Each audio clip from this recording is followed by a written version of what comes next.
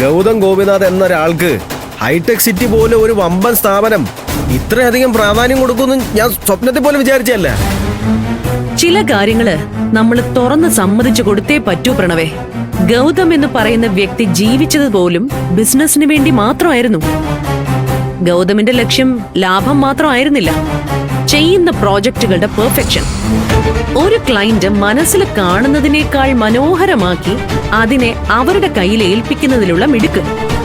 ഏത് വമ്പൻ കെട്ടിട സമുച്ചയത്തിന്റെയും മുക്കും മൂലയും ഉൾപ്പെടെ മനസ്സിലൊരു ക്ലിയർ ഡ്രോയിങ് ആക്കി സൂക്ഷിക്കാനുള്ള കഴിവ്. പിന്നെ ക്ലയന്റ്സിനെയും ഇൻവെസ്റ്റേഴ്സിനെയും കൂടെ നിർത്താനുള്ള അസാമാന്യമായ ചങ്കുറപ്പും. അതാണ് ഗൗതം. ഞാൻ ഓഫീസിൽ ചെന്നാലേ അങ്ങ് മല്ല മറിക്കുന്നു. ഇൻവെസ്റ്റേഴ്സ് മുഴുവൻ എന്റെ പേര് കേട്ട് രോമാഞ്ചം കൊണ്ടും എഴുന്നേറ്റ് നിൽക്കൂന്നൊക്കെ പറഞ്ഞു ഇവിടുന്ന് ചിലർ ഓഫീസിലോട്ട് പോയായിരുന്നല്ലോ. എന്നിട്ട് എന്തായി? ആ മിടിക്കുകളെ കൊണ്ട് ഈ പ്രോജക്റ്റ് വാങ്ങിച്ചെടുക്കാൻ പറ്റിയില്ലേ? വെറുതെ ഗൗതമിന്റെ വാഴ്ത്തുപാട്ട് കേട്ടോണ്ടിരിക്കാതെ പ്രോജക്റ്റ് നഷ്ടപ്പെടാതിരിക്കാൻ എന്തെങ്കിലും ചെയ്യാൻ പറ്റുമെന്ന് നോക്ക് പ്രണവേ. മല മറിക്കുമെന്ന് പറഞ്ഞിട്ടൊന്നും അല്ല ഞാൻ ഓഫീസിലേക്ക് പോയത്. കാരണം ഈശ്വരമംഗലം ഗ്രൂപ്പ് എന്ന് പറയുന്നത് ഒരു ഐഡന്റിറ്റി ആയിരുന്നു. അതിനു പകരം ശിവാനി എന്റർപ്രൈസസ് എന്ന് എഴുതി വെച്ചതോടുകൂടി തന്നെ ആ കമ്പനിയുടെ പാതി ശ്വാസം നിലച്ചു. ശിവാനിയുടെ പേര് നമ്മുടെ സ്ഥാപനത്തിന് ഇട്ടതാണ് മുഴുവൻ കുഴപ്പങ്ങൾക്ക് കാരണമെന്നാണ് ആന്റി പറഞ്ഞു വരുന്നത്. എങ്കിൽ പിന്നെ ഒരു കാര്യം ചെയ്യാം, നാളെ രാവിലെ തന്നെ എന്റെ മോളുടെ പേരെടുത്തങ്ങ് കളഞ്ഞേക്കാം. എന്നിട്ട് ദാ ഇവരുടെ പേര് വെണ്ടയ്ക്ക് അക്ഷരത്തിൽ എഴുതി ചേർത്തേക്കാം. പ്രോജക്റ്റ് തിരിച്ചു കൊണ്ടുവരാൻ പറ്റുമോ മേഡം നിങ്ങൾക്ക്? ദേ, വല്ലവരും നേടിത്തരുന്നത് കൊണ്ട് മൃഷ്ടാന ഉണ്ടാവെന്ന് കരുതിയാ ഇതൊക്കെ തന്നെ ആയിരിക്കും അവസ്ഥ. എന്റെ തണലില് ഞാൻ പറഞ്ഞു കൊടുത്തത് പഠിച്ച് ബിസിനസ്സിലേക്ക് കയറി വന്നവനാണ് ഗൗതം.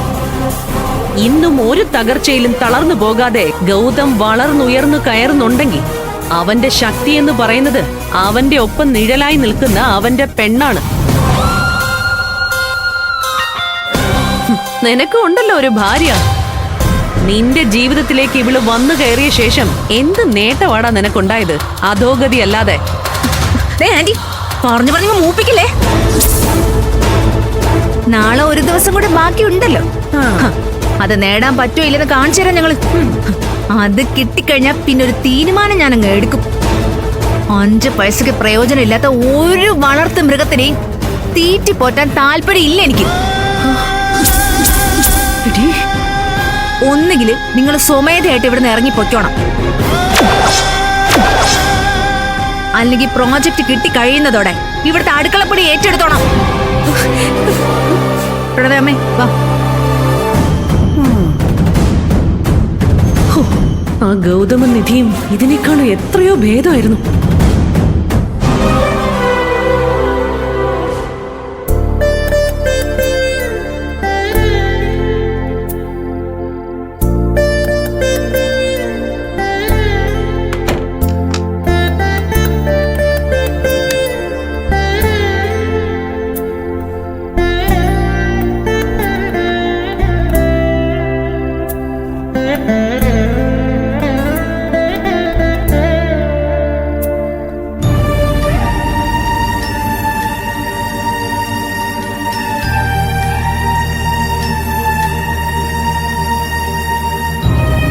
ഗൗതം,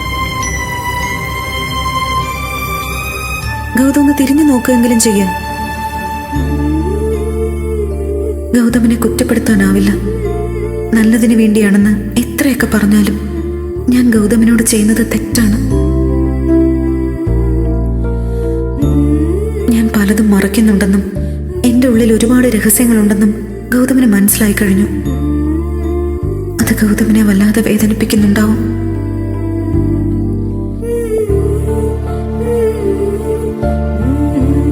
എത്രയും വേഗം എല്ലാത്തിനും ഒരു പരിഹാരം ഉണ്ടാക്കിയേ പറ്റൂ.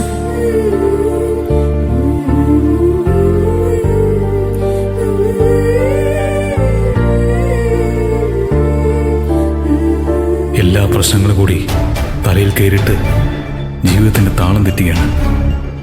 ഇനിയും വെച്ച് താമസിപ്പിക്കാൻ പാടില്ല. ചിലപ്പോൾ ചില നഷ്ടങ്ങളുണ്ടായേക്കാം. എന്നാലും എല്ലാത്തിനും ഒരു തീരുമാനം ഉണ്ടാക്കണം. നാളെ അതിന് തുടക്കം കുറിക്കണം.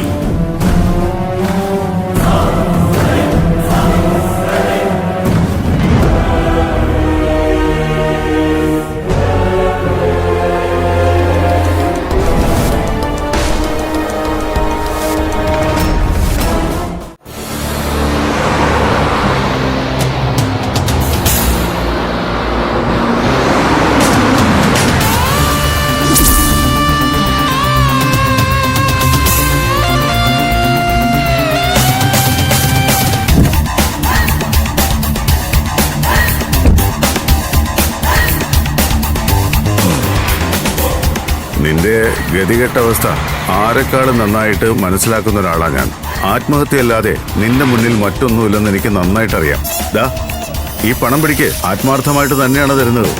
ഇവിടുന്ന് ഒരു ഓട്ടോ വിളിച്ച് നിനക്ക് വേളിയിറങ്ങാം. റോഡിലിറങ്ങി ഒരല്പം നടന്നാൽ റെയിൽവേ ട്രാക്കിൽ കയറാം. വേളിയിൽ സ്റ്റോപ്പില്ലാത്ത ഒരുപാട് ട്രെയിനുകൾ നിലം തൊടാതെ കുതിച്ചു പാഞ്ഞു വരും ആ ട്രാക്കിലൂടെ. ജസ്റ്റ് ആ ട്രാക്കിലേക്ക് ഒന്ന് കയറി നിന്നു കൊടുത്താൽ നിന്റെ എല്ലാ പ്രശ്നങ്ങൾക്കും പരിഹാരമാവും.